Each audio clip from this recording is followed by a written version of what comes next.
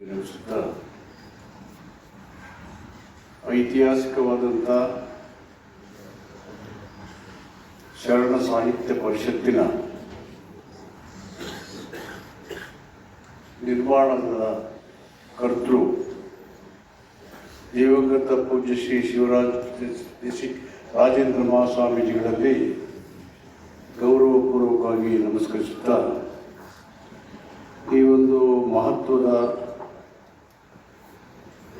ಕಾರ್ಯಕ್ರಮದ ಅಧ್ಯಕ್ಷತೆಯನ್ನು ವಹಿಸಿರ್ತಕ್ಕಂಥ ಮತ್ತು ಚಿಂತಕರು ಆದಂಥ ಹಿರಿಯ ನಿವೃತ್ತ IAS ಅಧಿಕಾರಿಗಳಾದಂಥ ಸನ್ಮಾನ್ಯ ಸೋಮಶೇಖರ್ ಅವರೇ ಮತ್ತು ಈ ಕಾರ್ಯಕ್ರಮವನ್ನು ಕುರಿತು ಸಮ್ಮೇಳನ ಅಧ್ಯಕ್ಷರು ಮತ್ತು ಪ್ರಮುಖ ಭಾಷಣಕಾರರಾದಂಥ ಚಿಂತಕರಾದಂಥ ಪ್ರೊಫೆಸರ್ KL ನಾಗಭೂಷಣ್ ಸ್ವಾಮಿಯವರೇ, ಮೈಸೂರು ನಗರ ಘಟಕದ ಶರಣ ಸಾಹಿತ್ಯ ಪರಿಷತ್ ಅಧ್ಯಕ್ಷರಾದಂಥ ಮಗು ಸದಾನಂದ ಅವರೇ, ಅಧ್ಯಕ್ಷರು ಶರಣ ಸಾಹಿತ್ಯ ಪರಿಷತ್ ಮೈಸೂರು ಜಿಲ್ಲಾ ಘಟಕದ ಅಧ್ಯಕ್ಷರಾದಂಥ ಯಡವನುಂಡಿ ಸಿದ್ದಪ್ಪ ಅವರೇ, ಮಹಿಳಾ ವೇದಿಕೆ ಅಧ್ಯಕ್ಷರಾದಂಥ ಶಾರದಾ ಶಿವಲಿಂಗಸ್ವಾಮಿ ಅವರೇ,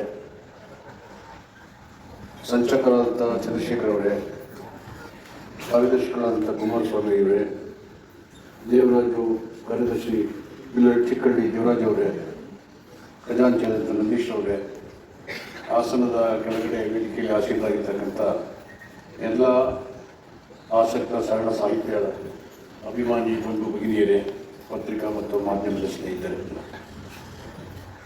ಇನ್ನೊಂದು ಪ್ರಭಾವಶಾಲಿಯಾದಂಥ ಸಾಹಿತ್ಯ ಚಳುವಳಿ ನೆನಪುಗಳನ್ನು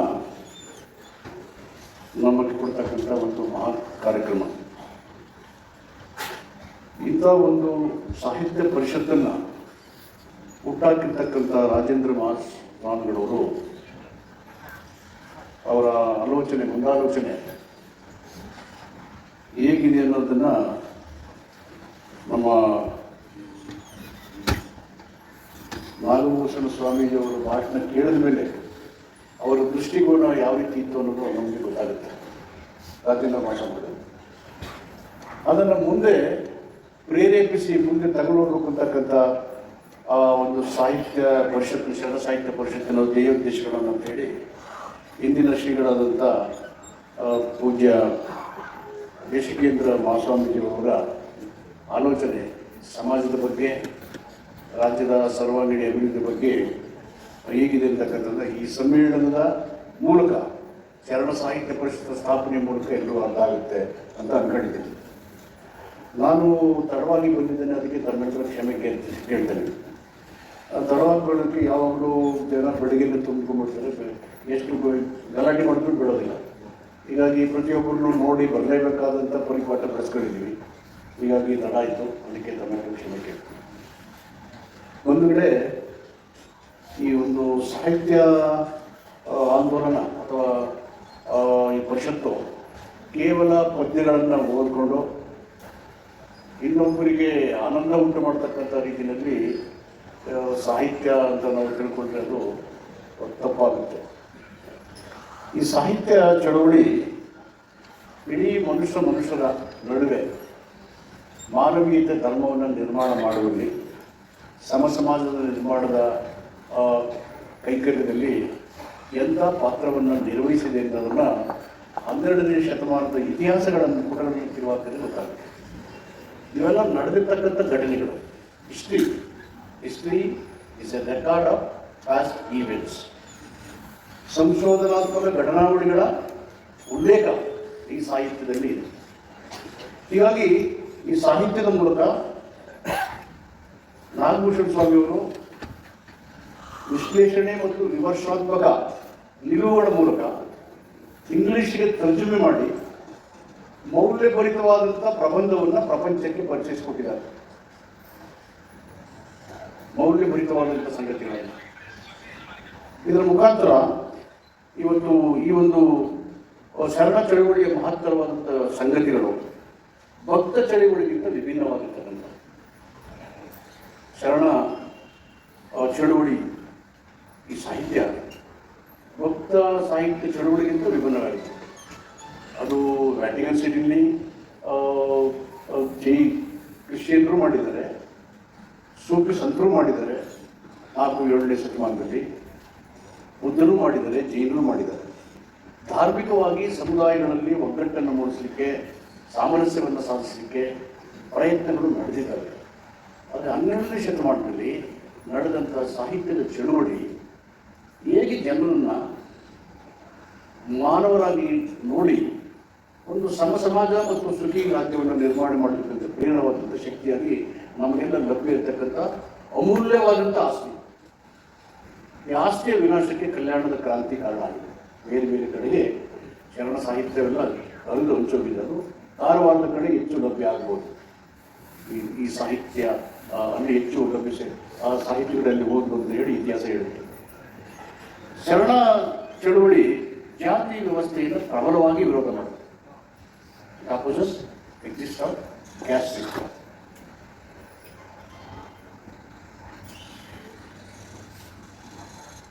ಬೇರೆ ಚಳುವಳಿಗಳು ಈ ಜಾತಿ ಪದ್ಧತಿಯನ್ನು ಕೆಲವಕ್ಕೆ ಮಾತ್ರ ಸೀಮಿತ ಮಾಡ್ತವೆ, ಸಂಪೂರ್ಣವಾಗಿ ವಿರೋಧ ಮಾಡೋದು. ಕಾಯಕದ ಮಹತ್ವವನ್ನು ಅದು ಎತ್ತಿ ಹೇಳಿದೆ, ಶ್ರಮದ ಮಹತ್ವವನ್ನು ಶರಣ ಸಾಹಿತ್ಯ ಎತ್ತಿ ಹೇಳಿದೆ. ಆದರೆ ಬೇರೆವು ಮುಖ್ಯವಾಗಿ ಭಕ್ತಿಯನ್ನೇ ಪ್ರಮುಖವಾಗಿ ಹೇಳ್ತದೆ. ಬೇರೆ ಇತರ ಚಳವಳಿಗಳು ಮಹಿಳಾ ಸಮಾನತೆಯ ಬಗ್ಗೆ ಸ್ಪಷ್ಟತೆ ಇದೆ ಶರಣ ಸಾಹಿತ್ಯಕ್ಕೆ. ಇತರ ಸಾಹಿತ್ಯದಲ್ಲಿ ಕೆಲವಕ್ಕೆ ಮಾತ್ರ ಪ್ರಾಧಾನ್ಯತೆ ಇದೆ. ದೇವಾಲಯದ ವಿರೋಧ ಇದೆ ಶರಣ ಸಾಹಿತ್ಯದಲ್ಲಿ. ದೇವಾಲಯ ಮತ್ತು ಪಂಡಿತರನ್ನು ತಿರಸ್ಕಾರ ಮಾಡುತ್ತೆ ಶರಣ ಸಾಹಿತ್ಯ. ಇತರ ಸಾಹಿತ್ಯಗಳು ದೇವಾಲಯವನ್ನ, ಪೂಜೆಯನ್ನ ಪುರಸ್ಕಾರ ಮಾಡ್ತಾರೆ. ಭಾಷೆಯ ಬಳಕೆಯಲ್ಲಿ ಜನಸಾಮಾನ್ಯರಿಗೆ ಕನ್ನಡನೇ ಮಾಡುತ್ತೆ. ಭಾಷೆಯನ್ನ, ಕನ್ನಡ ಭಾಷೆಯನ್ನ ಅಧಿಕೃತಗೊಳಿಸಿ ಶ್ರೀಮಂತಗೊಳಿಸುತ್ತೆ. ಇತರ ಭಾಷೆಗಳು ಸಂಸ್ಕೃತ, ಪರ್ಷಿಯನ್, ಲ್ಯಾಟಿನ್, ಚೀನಿ ವಿವಿಧ ಭಾಷೆಗಳಿಗೆ ಅದು ಹರಡುತ್ತೆ. ಅಂದ್ರೆ ಶರಣ ಸಾಹಿತ್ಯಕ್ಕೆ ನಿರ್ದಿಷ್ಟವಾದಂಥ, ಸ್ಪಷ್ಟವಾದಂಥ, ಕಠಿಣವಾದಂಥ ನಿಲುವುಗಳಿದ್ದಾವೆ. ಈ ಎಲ್ಲ ನಿಲುವುಗಳನ್ನೇ ವಿಮರ್ಶಕರು ನಿಷ್ಠುರ ಮಾತುಗಳ ಮೂಲಕ ಯಾರ್ಯಾರು ಇದನ್ನು ಸರಿ ಮಾಡಬೇಕು, ಅವರು ಸರಿಯಾಗದ ಹೊರತು ಇದು ಸರಿಯಾಗಲ್ಲ ಅಂತ ಹೇಳಿದ್ದಾರೆ. ಅದು ರಾಜಕೀಯ ಕ್ಷೇತ್ರ ಇರ್ಬೋದು, ಧಾರ್ಮಿಕ ಕ್ಷೇತ್ರ ಇರ್ಬೋದು, ಕೈಗಾರಿಕಾ ಕ್ಷೇತ್ರ ಇರ್ಬೋದು, ಸಮುದಾಯಗಳ ನಡವಳಿಕೆ ಇರ್ಬೋದು, ಚಳವಳಿಗಳ ಕ್ಷೇತ್ರ ಇರ್ಬೋದು. ಸ್ಪಷ್ಟತೆ ಮತ್ತು ನಿರ್ದಿಷ್ಟವಾದಂಥ, ಕಠಿಣವಾದಂಥ ನಿಲುವುಗಳನ್ನು ತಾಳದ ಹೊರತು ಸಮಾಜದ ಬದಲಾವಣೆ ಸಾಧ್ಯ ಆಗುವುದಿಲ್ಲ.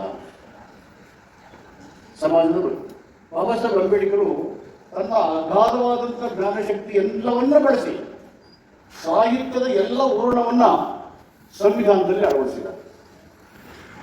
ಎಲ್ಲ ಹೂರಣವನ್ನ ಅಳವಡಿಸಿದ್ದಾರೆ. ಏನು ಅಳವಡಿಸಿದ್ದಾರೆ? ಭಾರತ ದೇಶದ 140 ಕೋಟಿ ಜನರ ಹಕ್ಕನ್ನು ರಕ್ಷಣೆ ಮಾಡುವ ಶ್ರೇಷ್ಠ ಸಂವಿಧಾನವನ್ನ ಸಾಹಿತ್ಯ ಚಳವಳಿಯ ಹೂರಣದ ಮಾದರಿಯಲ್ಲಿ ಅಲ್ಲಿ ಅಚ್ಚಳಿಗೆ ಹಾಕಿದ್ದಾರೆ. ಲಿಂಗ ತಾರತಮ್ಯಕ್ಕೆ ವಿರುದ್ಧವಾಗಿದ್ದಾರೆ.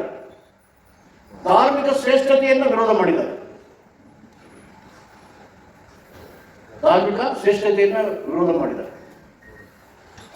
ಎಲ್ಲರಿಗೆ ಸಮಾನತೆಯನ್ನು ಒದಗಿಸಿದ್ದಾರೆ. ಇವೆಲ್ಲವೂ 12ನೇ ಶತಮಾನದಲ್ಲೇ ನಡೆದಂಥ ಕ್ರಾಂತಿಗಳು, ಕ್ರಾಂತಿ ಮತ್ತು ಪ್ರತಿಕ್ರಾಂತಿ. ಅದಾಗದ ಹೊರತು ಸಮೃದ್ಧ ರಾಷ್ಟ್ರದ ನಿರ್ಮಾಣ ಕಷ್ಟ ಆಗುತ್ತೆ. ವಿಭಿನ್ನ ಪಾರ್ಲಿಮೆಂಟ್ ಮತ್ತು ಅಸೆಂಬ್ಲಿಗಳ ಚರ್ಚೆಗಳ ವಿಧಾನಗಳೇ ಬೇರೆ. ಯಾಕೆಂದ್ರೆ ಕಳಪೆ ಗುಣಮಟ್ಟದ ಸಾಮಗ್ರಿಗಳನ್ನು ಅಲ್ಲಿಗೆ ಕಳಿಸ್ತಾ ಇದ್ದೀವಿ. ಕಳಪೆ ಗುಣಮಟ್ಟದ ಸಾಮಗ್ರಿಗಳು ಅಲ್ಲಿಗೆ ಹೋಗ್ತಾ ಇದ್ದೀವಿ. ಅನುಭವ ಮಟ್ಟದಲ್ಲಿ ಇದ್ದಂಥ ಪ್ರತಿಭಾವಂತರು, ಅನುಭವಸ್ಥರು ಅಲ್ಲಿ ಇರಲಿಲ್ಲ. ಬಸವಣ್ಣ ಇಲ್ಲ, ಅಂಥ ಪ್ರತಿಭಾವಂತರಿಲ್ಲ. ಅಲ್ಲಮಪ್ರಭು ಇಲ್ಲ, ಚನ್ನಬಸವಣ್ಣ ಇಲ್ಲ, ಅಕ್ಕಮಹಾದೇವಿ ಇಲ್ಲ. ಇವಳಿಗೆ ಚಂದ ಇಲ್ಲ, ಈ ಥರದ ಪ್ರತಿಭಾವಂತರು ಇಲ್ಲ ಇದ್ರು, ಆದರೆ ಈಗ ಕೆಳಗೆ ಇರ್ತದೆ. There is a moral degradation, a cultural demoralization, religious purification. ಇದಕ್ಕೆಲ್ಲ ವಿರುದ್ಧವಾಗಿದ್ದು ಸಾಹಿತ್ಯ ಚಳವಳಿ. There is a moral degradation, cultural demoralization, religious purification, and there is a decay and decay. ಧರ್ಮದಲ್ಲಿ ಈ ಪರಿಕಲ್ಪನೆ ಇರಲಿಲ್ಲ, ಮೌಲ್ಯಭರಿತವಾದಂಥ ವಿಚಾರಗಳಿವೆ. ಈ ಕಾರಣಕ್ಕೆ ಇವತ್ತು ಸರಳ ಸಾಹಿತ್ಯ ಚಳುವಳಿ ಮತ್ತೊಂದು ಸ್ವಾತಂತ್ರ್ಯ ಚಳುವಳಿಯಾಗಿ ಪರಿವರ್ತನೆ ಆಗದ ಹೊರತು ಸಮಾಜ ಆರೋಗ್ಯಕರವಾಗಿರಲಿಕ್ಕೆ ಸಾಧ್ಯ ಇಲ್ಲ. The basic concept of freedom movement is to remove untouchability and bring in communal harmony and build a nation through the national occupations. That is the basic concept of freedom movement. ಅವು ಕಾಣ್ತಾ ಇಲ್ಲ. ಬಸವಣ್ಣ ಏನು ಕಾಯಕ ತತ್ವವನ್ನು ಹೇಳಿದ್ರು ಅವನ್ನು ಕಾಣ್ತಾ ಇಲ್ಲ. ಅವು ಜಾತಿ ಆಧಾರಿತವಾದವಲ್ಲ. ಬಿಜ್ಜಳ ಕೆಟ್ಟವನ್ನೋದಕ್ಕಿಂತ ಹೆಚ್ಚಾಗಿ ಬಿಜ್ಜಳದ ಸುತ್ತ ಇದ್ದು ಕಿವಿ ಕಸ್ತಾ ಇದ್ರಲ್ಲ, ದೇಹದ ಒರೆಸ್ಬೇಕು.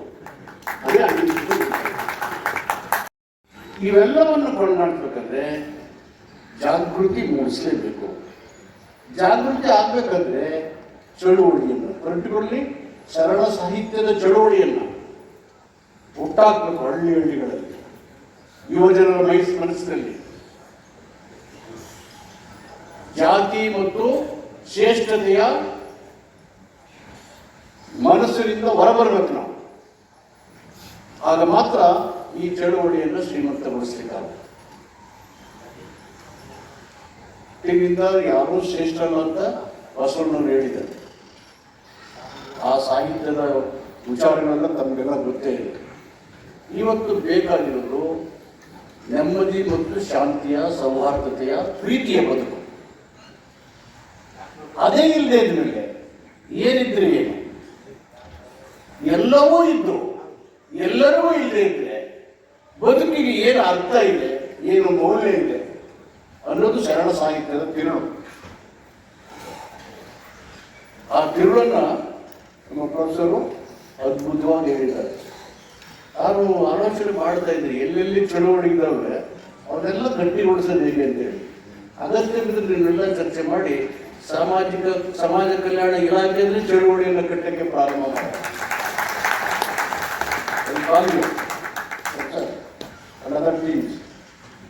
ನಾನು ನನ್ನ ಅಧಿಕಾರ ಕೊಟ್ಟಾಗ ನೀವೆಲ್ಲ ಭಾಗಿಯಾಗಿರ್ಬೇಕು. ಹ್ಯೂಮನ್ ಚೈನ್ ಎಸ್ಟಾಬ್ಲಿಷ್ ಮಾಡಿದ ಕರ್ನಾಟಕದಲ್ಲಿ 25 ಲಕ್ಷ ಜನರು ಪ್ರಜಾಪ್ರಭುತ್ವವನ್ನು ಗಟ್ಟಿಗೊಳಿಸಲಿಕ್ಕೆ, which is a world record.